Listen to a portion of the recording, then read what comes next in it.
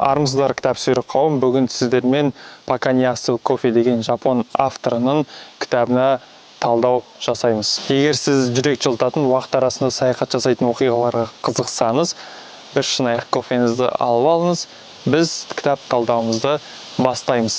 Бірақ енді студияны көріп тұрсыздар, осындай бізде қазір ауылда бір айлық демалыс, сондықтан ауылдан хабар тарататын боламын. Бұл кітап сөре екінші выпуск. Сонымен «Пока не остыл кофе» кітабы қалай басталды? Бұл керемет роман Токиодағы кішкентай таңғажайып бір кафеде орын алады. Бұл кафе өзінің қонақтарына керемет мүмкіндік ұсынады. Өткенге саяхат жасау мүмкіндігі. Бірақ бір шарттар бар. Біріншісі, сіз белгілі бір орындыққа отырған кезде ғана өткен шаққа орала аласыз. Екіншісі, осы шақты өзгерте алмайсыз. Және соңғысы, кофеңіз суып қалғанша оралуыңыз керек. Ал енді кітаптың басты кейіпкерлері кімдер? Олар қарапайым адамдар, олардың өткен шаққа оралуға өзіндік бір себептері бар. Сіз бұл кітапты оқи отырып, әрқайсысы ерекше әсерге толы 4 оқиғамен танысатын боласыз. Біреу жақын адаммен, біреу ата-анасымен, және біреу досымен кездескісі келеді. Және сол 4 оқиғаны сіздерге спойлер жасамай, қысқа ғана бір 2 сөйлеммен түсіндіріп кетейін. Бірінші, бізде Америкаға кетер алдында жігіті Горомен әңгімеге қайта оралғысы келетін жас әйел Фумико бар.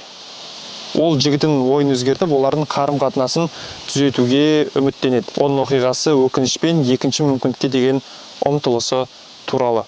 Әрі қарай екінші болып кафеге Альцгеймер ауруымен ауыратын күйеуіне хат алғысы келетін Коктаке деген әйел келеді. Оның оқиғасы сүйіспеншілікке, естелікке және жақын адамның көз алдында ғайып болып жатқанын көргендегі азапқа арналған. Содан кейін үшінші болып бізде бұрынғы әпкесімен татуласқысы келетін Хира есімді әйел бар. Олардың оқиғасы кешірім мен отбасылық байланыстар туралы. Тіпті ең терең келіспеушіліктерді қалай емдеуге болатынын көрсетеді. Сонда бізде туылмаған баласымен кездескісі келетін Кей деген әйел бар. Кейдің оқиғасы үміт пен болашақ тақырыптарын қозғайды. Ана болу мен ананың баладан күткен үміттері туралы бір оқиға. Кітап символикаларға толы. Бірінші, кофенің өзін алайық, оның өзі бір мағына білдіреді. Ол уақыттың өтуін және сәттердің өткінші сипатын білдіреді. Уақыт саяхатында өтетін кафедегі орындық, яғни саяхат шегу үшін сіз орындыққа отыруыңыз керек. Сол орындық болса, біздің алға жылжуымыз үшін өткенімізбен бетпе-бет келуіміз керек деген идеяны білдіреді. Бұл кейіпкерлердің өздерінің терең өкініштері мен қорқыныштарына тап болатын бір орын сияқты. Және кафеде бір сағат орналасқан. Ол сағат болса, кейіпкерлерге уақыттың үнемі шектеулі екенін еске салып отырады. Бұл біздің өткенімізден татуласудың, яғни өткенде біреуге ренжіп жүреміз, құса болып жүреміз, бір нәрсеге ренжіп жүреміз деген сияқты сол нәрселерді қабылдап, татуласып, содан кейін өткен шағымызды қабылдай отырып, алға жылжуымыздың уақыт күттірмейтінін білдіретін бір метафора. Енді кітаптан ұнаған бір бөлігін сіздермен бөлісейін. Былай деп жазылған екен. Возвращается ли человек в прошлое или отправляется в будущее, настоящее все равно не меняется. В чем же тогда смысл этих путешествий? Указу есть ответ на этот вопрос. Что бы ни происходило с вами сегодня, помните, что человек может преодолеть все. И если прошлое может изменить ваши мысли, чувства, вас самих для настоящего, смысл есть деген екен кітапта. Өткенімізден өмір сүрмейтініміз анық, бірақ өткеннен сабақ алуымыз керек. Кітаптағы 4 кейіпкерде өткен шағында бір нәрсе істей алмағанына өкінеді. Сезім білдіре алмау, ішіндегісін сақтап қалу, жақындарынан кешірім сұрай алмау деген сияқты. Бізде уақыт бар кезде жақындарымыздың қадірін білу.